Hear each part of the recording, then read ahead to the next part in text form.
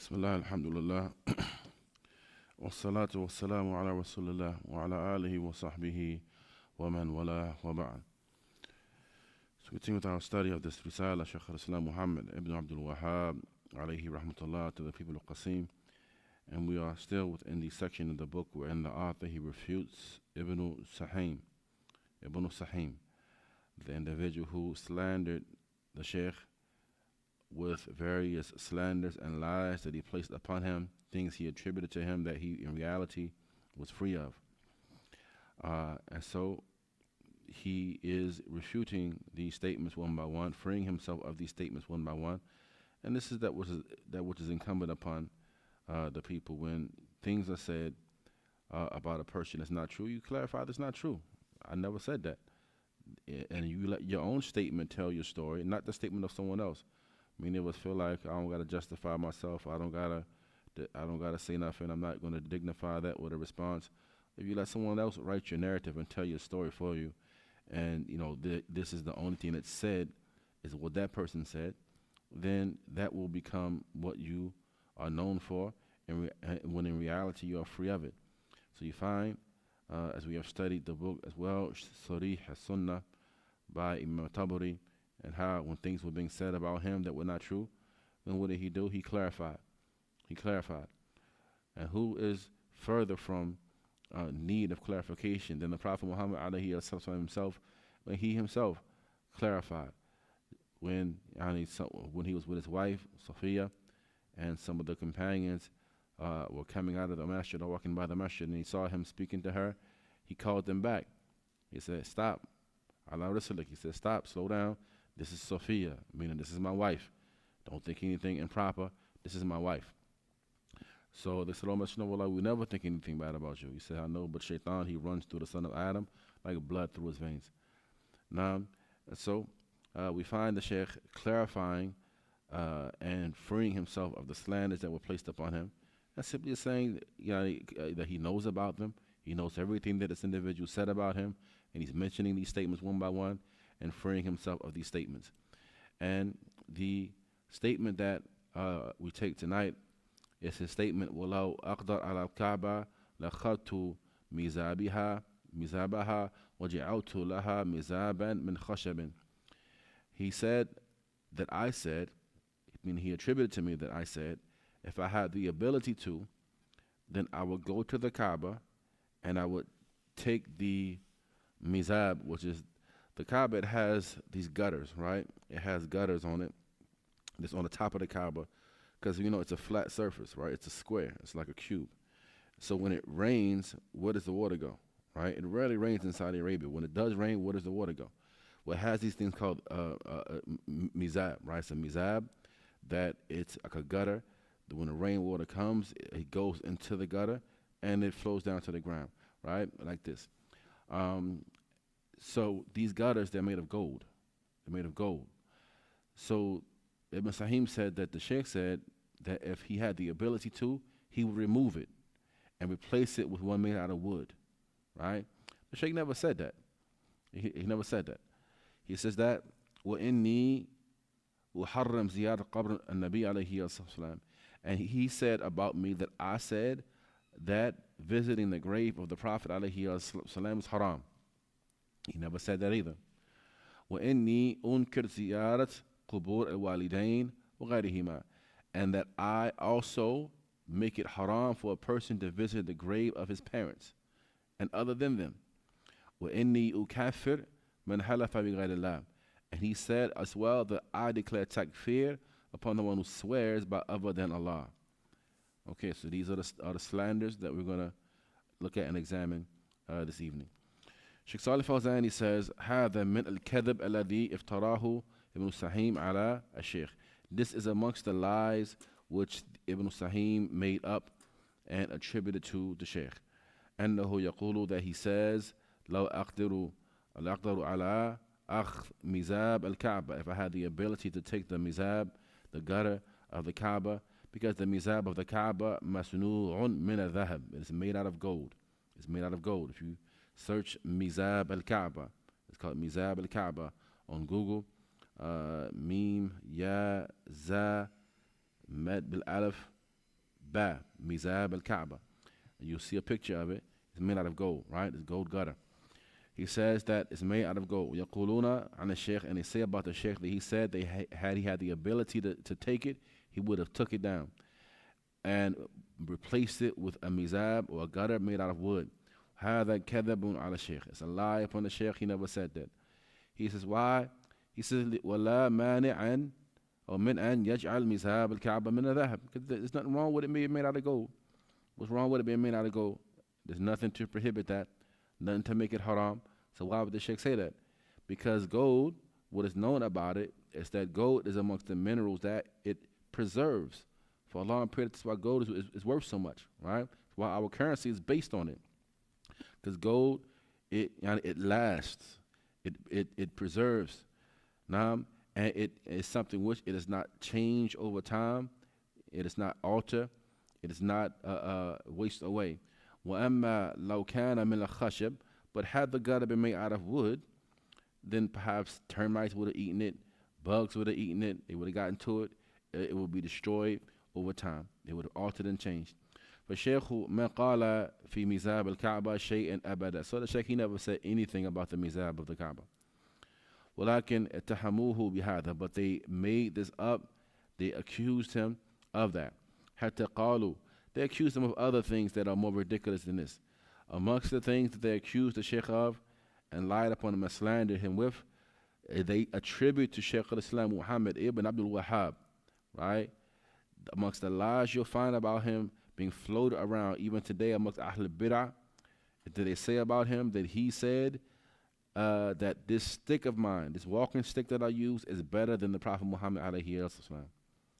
Because the Prophet Muhammad alayhi salam is dead and can't benefit anybody, but this walking stick, I get benefit from it. I use it, I hit things, I knock things down, and I can walk with it and support myself, so I get benefit out of this, but I can't get any benefit out of the Prophet alayhi salam. Shaykh never said anything like this. This is a slanderous statement. It's not even from the Kalam by Ahl Sunnah wal Jama'ah.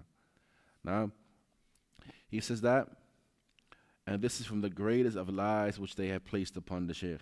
وَكَذَلِكَ زَعَمُوا, similarly, they claim concerning him that he makes haram to visit the grave of the Prophet Muhammad alayhi salam. He makes it haram to visit the grave of the Prophet. هذا غير صحيح. This is not correct. It's not correct. بل كان رحمه الله يزور قبر النبي. Rather, he himself used to do it. He himself would visit the Prophet's grave alayhi salam whenever he went to Al-Medina. And this is from amongst the etiquette of visiting the city of Medina.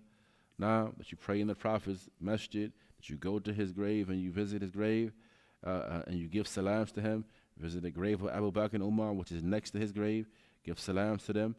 Now, and this is amongst the etiquettes of visiting the city of Medina, is visiting the grave of the Prophet alayhi salam. And this is that ziyara ash-shar'iyya, the legislated type of permissible visiting of the grave. What the Shaykh makes haram is the shirki, the polytheistic visitation of graves that you find some of the people that bid'ah doing, in which they go to the graves of people, making dua to them, beseeching them, calling upon them for aid and assistance, and the likes of this, calling upon the dead. The Shaykh makes that haram, which it is haram, right? He considers that to be haram, which it is haram in the legislation of Islam.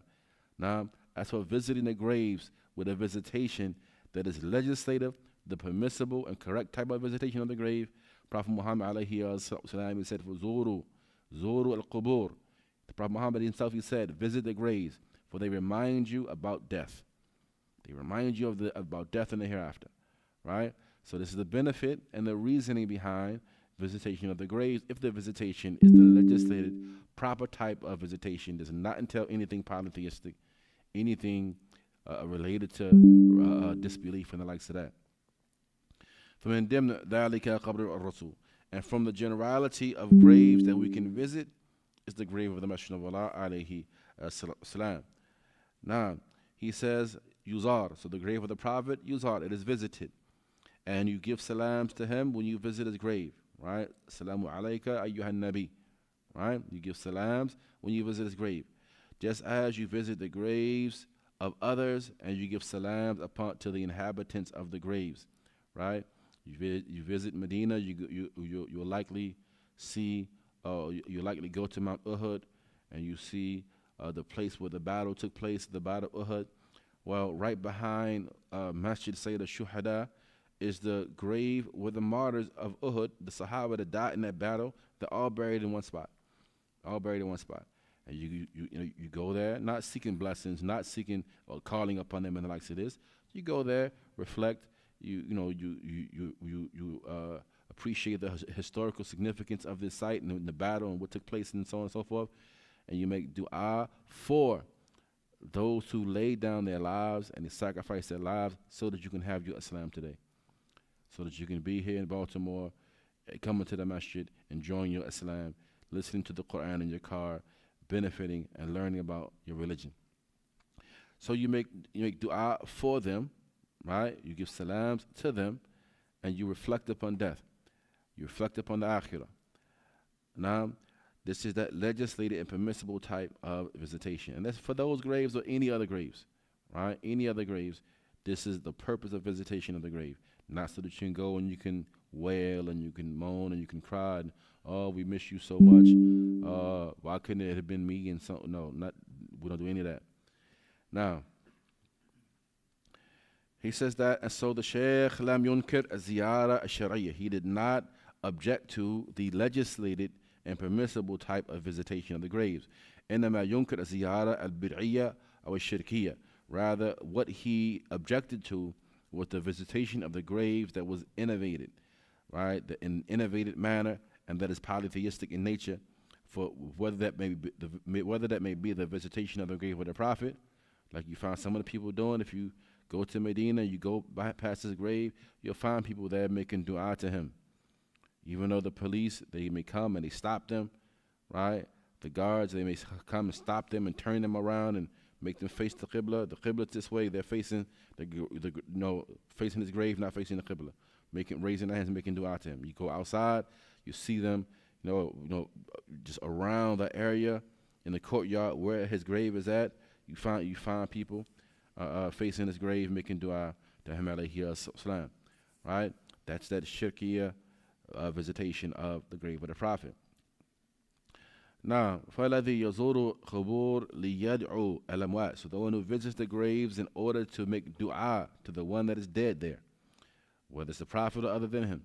وَيَسْتَغِيث بِأَصْحَابِ الْقُبُورِ وَيَتَبَرَّكْ بِهَا. And they make istighatha, or they seek their needs and they seek salvation from what troubles them, from the inhabitants of those graves, and they seek blessings with the graves. They may rub upon the grave, seeking blessings from rubbing on the grave, right? وَيَتَبَرَّكْ بِتَرَابِهَا. And likewise, they seek blessings from the dirt of that grave. They may want to go to a grave and just take some dirt, take it back to their house with them from that grave, because they believe because so-and-so was buried there, then this dirt is now a blessed dirt, right? This dirt that has blessings in it. Now, and this is what you find with the people of Tasawwuf, the Sufis, and the likes. They do things like this, right? With their so-called mashayikh and their shuyukh, their saints, they seek blessings from the dirt of the graves of their shuyukh. هذا هو الذي يمنعه العلماء الشيخ وغيره. This is that which the ulama prohibit, whether it is the Shaykh himself and other than him from the scholars of Ahl Sunnah. أما زيارة شرعية التي يقصد منها السلام على الميت والدعاء له. As for that legislated and good and permissible type of visiting the graves, which one intends when he goes to the grave to give salam to the inhabitants of the grave, and likewise to make dua for them, والاعتبار بالقبور, and to take an admonition, take a lesson from it, to reflect upon the akhirah, and reflect upon the fact that today you're visiting this person's grave, tomorrow somebody's going to be visiting yours. Today you wash the deceased and bury him, now tomorrow somebody's going to be washing you and burying you, and like this you take that ibrah. This is something which the ulama, none amongst them, object to. فالشيخ ينكر الزيارة الشركية والبدعية للقبور ولا ينكر الزيارة الشرعية ولكن هم يلبسون على الناس بهذا الكلام. So the Shaykh, he objects to the polytheistic and innovated visitation of the graves, again, and not the legislated permissible one. However, you find people slandering the Shaykh, making up things about him that he did not say, and seeking to deceive the people by way of that. This is the goal. This is the reason why the people make up things about the ulama. And he's not the only one. They make up things and lies about the scholars, make up things and lies about the students of knowledge. You know, we hear ridiculous stuff about the brothers day in and day out that people make up. And the reason for that is to chase the people away from them. To chase the people away from them. Don't take from the Shaykh, from Shaykh Abdul-Wahhab because he says such and such. Don't take from those Wahhabis because they say so and so. And they say this and they say that. And in reality, the people are free of that. They are free of that. Now, they lied upon him, lied upon those before him, lied upon those after him. They also say concerning the Shaykh that he objects to a person visiting the grave of his parents. Naam, and other than them. كذلك هذا بناء على أنهم يقولون. This is similarly built upon the fact that they say he declares to be disbelievers, yani, those who ever preceded him. Now he says that. Now, and they say to the people, and that he says to the people, don't go visit the graves of your parents because your parents were kuffar, right? Your parents were kuffar, so don't go visit them. And this is a lie. فالشيخ لا يدري عن الذين ماتوا وعما ماتوا عليه. For the Shaykh, he is not aware of those who have died and what they died upon. He's not aware of those who died and what they died upon. Well, aslu, so therefore the basic principle is to have good thoughts. إحسان الظن بأموات المسلمين. To have good thoughts about the deceased Muslims. So this also is another lie upon the Shaykh. كذلك قولهم أن الشيخ يكفر من حلف بغير الله. They also say about the Shaykh that he declares to be disbelievers whoever swears by other than Allah. Now we know that to swear by other than Allah is a type of polytheism, but what type is it? What type is it? It's type of shirk, but what type of shirk is it? Huh? It's minor shirk. It's minor shirk asgar. It's not shirk akbar, right? If a person swears, I put it on everything I love, I put it on my kids, I put it on my mother, and so on and so forth, then this is shirk, but it is minor shirk. It's minor shirk. It doesn't expel you from the religion. It doesn't make you a kafir, but it is still shirk nonetheless. And don't think that it's not a big deal because we say it's minor shirk. It's the lesser of the two, because the shirk is minor, but the sin is major, right? Shirk is minor, but the sin is major. Now, but it doesn't expel a person from the religion. It doesn't make a person a kafir. They're saying that the Shaykh, he says that the one who swears by other than Allah is a kafir. He says that swearing by other than Allah, the Messenger of Allah alayhi said concerning him, "Man halafa bi ghayri Allah, faqad kafara aw ashraka." Whoever swears by other than Allah has committed kufr and shirk. He says, "Walakin." Shaykh Salih Fawzan, he says, "Walakin." However, laysa ma'nahu. The meaning of it is not that it is the type of disbelief that expels you from the religion, right? You have major disbelief and minor disbelief, right? The major disbelief is the one that expels you from the religion, right? The lesser form of kufr, there are many manifestations of it. Ibn Abbas, he said concerning the statement of Allah Azza wa Jal, that whoever rules by other than what Allah has sent down has committed an enormity of disbelief. Ibn Abbas said this is kufrun dun al-kufr. It is kufr less than kufr, right? Kufr less than kufr. So that it is a minor disbelief that does not expel a person from their religion, provided that a person does not believe that what he is ruling by other than Allah's Sharia, yani that it is better than a Sharia. Maybe a person follows his desires. Maybe a person, he's just lusting after wealth, so he let his desires get the better of him, and thus he rules within his country, but other than the legislation of Allah Azza wa Jal, right? He has some other type of government set up. So this is not major disbelief that will expel a person from the religion. It is minor disbelief, as Ibn Abbas said, kufrun dunu kufr. This is one manifestation of lesser disbelief. Another manifestation of lesser disbelief is what we just said, swearing by other than Allah. I swear on everything. I swear on my kids and so on and so forth. Put that on the block and so on and so forth. This is minor disbelief that does not expel a person from the religion. That's what we call kufr al-ni'mah. Kufr al-ni'mah, Allah Ta'ala says, وَهَدَيْنَاهُ سَبِيلًا إِمَّا شَاكِرًا وَإِمَّا كَفُورًا. And we guided him to the straight way. Either he is shakir or he is kafura, right? Either he is grateful or he is ungrateful. Kufr al-ni'mah is what they call it. As the Prophet Muhammad, he mentioned why the women, or the majority of the inhabitants of the hellfire, he said, كَثْرَةُ اللَّعْنِ وَبِكُفْرِهِنْ, right? Due to an abundance of cursing, right? And their kufr. They said, "Oh, Messenger of Allah, do they disbelieve in Allah?" He says, يَكْفُرْنَ الْعَشِيرِ. Rather, they are ungrateful to their husbands. They are ungrateful to their husbands, and they are ungrateful to good that may be done to them. Person can be good to them for the whole time he's with them. As soon as she sees something from you that she dislikes, she's going to say, "By Allah, I've never seen any good from you." Right? This is kufr ni'mah. So there are many manifestations of this lesser type of disbelief that does not expel a person from their religion. This is just one of them. Now, so it's no strange thing. So he says that, نعم إنما هو كفر الأصغر والشرك الأصغر لا يخرج من الملة. It does not expel a person from their religion. فالذي يقول إنه كفر أو شرك. So the one who says that he has disbelieved or committed shirk, if he intends by way of that shirk asgar and kufr asgar, then this is correct. This is correct. Now, لأن الرسول سماه كفر, because the Messenger of Allah himself called it kufr and he called it shirk. أما إن كان يقصد إنه الكفر المخرج من الملة هذا باطل.